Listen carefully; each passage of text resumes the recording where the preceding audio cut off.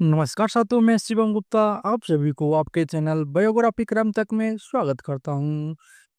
आज हम प्रस्तुत हुए हैं मुंशी प्रेमचंद के द्वारा लिखी हुई गई कहानी प्रेरणा को लेकर। मुंशी प्रेमचंद की कहानी प्रेरणा एक शिक्षक और उनके शरारती शिष्य सूर्य प्रकाश के बीच के रिश्ते की प्रेरक कथा है। यह कहानी शिक्षक के धैर्य, समर्पण और मार्गदर्शन के माध्यम से शिष्य के जीवन में सकारात्मक बदलाव को दर्शाती है। पढ़ें कैसे प्रेमचंद ने शिक्षा और मानवीय मूल्यों की शक्ति को उजागर किया है। मेरी कक्षा में सूर्य प्रकाश से ज्यादा उद्यमी कोई लड़का न था, बल्कि यूँ कहो कि अध्यापन काल के 10 वर्षों में मुझे ऐसी विषम प्रकृति के शिष्य से साबका न पड़ा था। कपट क्रीड़ा में उसकी जान बसती थी। अध्यापकों को बनाने और चिढ़ाने, उद्योगी बालकों को छेड़ने और रुलाने में ही उसे आनंद आता था। ऐसे ऐसे षड्यंत्र रचता, ऐसे ऐसे फंदे डालता, ऐसे ऐसे बंधन बांधता कि कई बार अध्यापकों की बैठक हुई, पर यह गिरह न खुली। नई शिक्षा विधि के अनुसार मैं दंड नीति का पक्षपाती न था, मगर यहाँ हम इस नीति से केवल इसलिए विरक्त थे कि कहीं उपचार से भी रोग असाध्य न हो जाए। सूर्य प्रकाश को स्कूल से निकाल देने का प्रस्ताव भी किया गया, पर इसे अपनी अयोग्यता का प्रमाण समझकर इस नीति का व्यवहार करने का साहस न कर सकी। 22 अनुभवी। एक दिन मैंने गुस्से से कहा, तुम इस कक्षा से उम्र भर नहीं पास हो सकते। सूर्य प्रकाश ने अविचलित भाव से कहा, आप मेरे पास होने की चिंता न करें, मैं हमेशा पास हुआ हूँ और अब की भी हूँगा। असंभव असंभव संभव हो जाएगा। मैं आश्चर्य से उसका मुंह देखने लगा। जहीन से जहीन लड़का भी अपनी सफलता का दावा इतने निर्विवाद रूप से न कर सकता था। मैंने सोचा वह प्रश्न पत्र उड़ा लेता होगा। मैंने प्रतिज्ञा की, अब की इसकी एक चाल भी न चलने दूंगा। देखूं कितने दिन इस कक्षा में पड़ा रहता है, आप घबराकर निकल जाएगा। वार्षिक परीक्षा के अवसर पर मैंने असाधारण देखभाल से काम लिया, मगर जब सूर्य प्रकाश का उत्तर पत्र देखा तो मेरे विस्मय की सीमा न रही। मेरे 2 पर्चे थे, दोनों ही में उसके नंबर कक्षा में सबसे अधिक थे। मुझे खूब मालूम था कि वह मेरे किसी पर्चे का कोई प्रश्न भी हल नहीं कर सकता। मैं इसे सिद्ध कर सकता था, मगर उसके उत्तर पत्रों को क्या करता। लिपि में इतना भेद। उसी साल मेरा तबादला हो गया। यद्यपि यहाँ का जलवायु मेरे अनुकूल था, प्रिंसिपल और अन्य अध्यापकों से मैत्री हो गई थी, मगर मैं अपने तबादले से खुश हुआ, क्योंकि सूर्य प्रकाश मेरे मार्ग का कांटा न रहेगा। लड़कों ने मुझे विदाई की दावत दी और सबके सब स्टेशन तक पहुंचाने आए। उस वक्त सभी लड़के आंखों में आंसू भरे हुए थे। मैं भी अपने आंसुओं को न रोक सका। सहसा मेरे नए स्थान की नई चिंताओं ने बहुत जल्द मुझे अपनी ओर आकर्षित कर लिया। पिछले दिनों की याद एक हसरत बनकर रह गई। न किसी का कोई खत आया, न मैंने कोई खत लिखा। शायद दुनिया का यही दस्तूर है। वर्षा के बाद वर्षा की हरियाली कितने दिनों रहती है। संयोग से मुझे इंग्लैंड में विद्याभ्यास करने का अवसर मिल गया। वहाँ 3 साल लग गए। वहाँ से लौटा तो एक कॉलेज का प्रिंसिपल। शिक्षा मंत्री से रब्त जब पैदा किया। मंत्री महोदय मुझ पर कृपा रखते थे, मगर वास्तव में शिक्षा के मौलिक सिद्धांतों का उन्हें ज्ञान न था। मुझे पाकर उन्होंने सारा भार मेरे ऊपर डाल दिया। घोड़े पर वह सवार थे, लगाम मेरे हाथ में थी। फल यह हुआ कि उनके राजनैतिक विपक्षियों से मेरा विरोध हो गया। मुझ पर जाबेजा आक्रमण होने लगे। मैं सिद्धांत रूप से अनिवार्य शिक्षा का विरोधी, तो समझ लेना चाहिए कि वह मजबूर है। ऐसी दशा में उस पर कानून का प्रहार करना मेरी दृष्टि में न्याय संगत नहीं है। इसके सिवाय मेरे विचार में अभी हमारे देश में योग्य शिक्षकों का अभाव है। अर्धशिक्षित और अल्पवेतन पाने वाले अध्यापकों से आप यह आशा नहीं रख सकते कि वह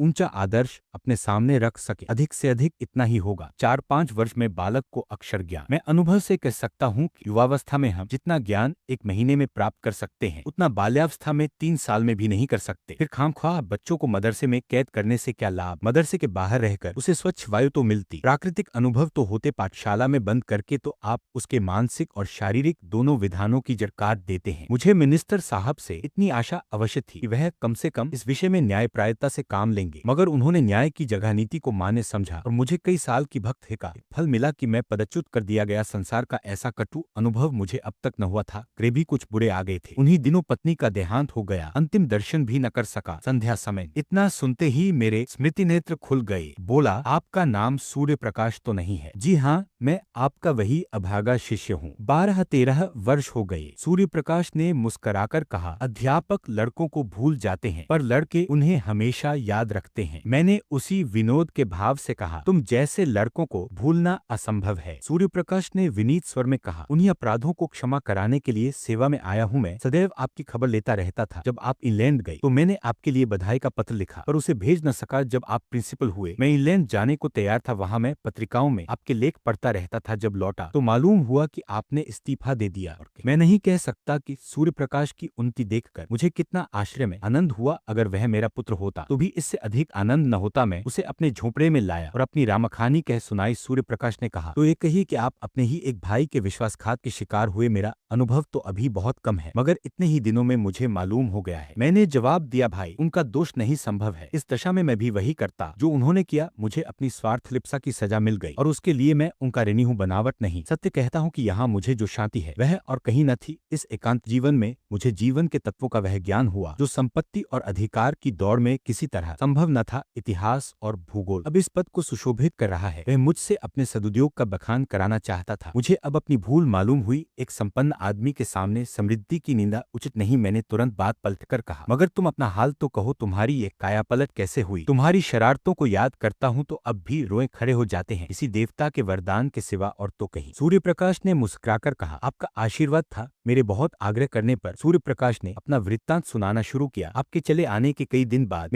मेरा भाई स्कूल में दाखिल हुआ। उसकी उम्र 8-9 साल से ज्यादा न थी। प्रिंसिपल साहब उसे हॉस्टल में न लेते थे और न मामा साहब उसके ठहरने का प्रबंध कर सकते थे। उन्हें इस संकट में देखकर मैंने प्रिंसिपल आए दिन कोई न कोई बीमारी खड़ी रहती थी। इधर सांझ हुई और झपकियां आने लगी। बड़ी मुश्किल से भोजन करने उठता, दिन चढ़े तक सोया करता और जब तक मैं गोद में उठाकर बिठा न देता, उठने का नाम न लेता। रात को बहुधा चौंक कर मेरी चारपाई पर आ जाता, मेरे गले से लिपट कर सोता। मुझे उस पर कभी क्रोध न आता कि नहीं सकता, क्यों मुझे उससे प्रेम हो गया। मैंने पूछा, मोहन भी तुम्हें बहुत प्यार करता होगा? सूर्य प्रकाश के सजल नेत्रों में हसरत से भरा हुआ अनंत चमक उठा। बोला, वह मुझे एक मिनट के लिए भी न छोड़ता था। मेरे साथ बैठता, मेरे साथ खाता, मेरे साथ सोता। मैं ही उसका सब कुछ था।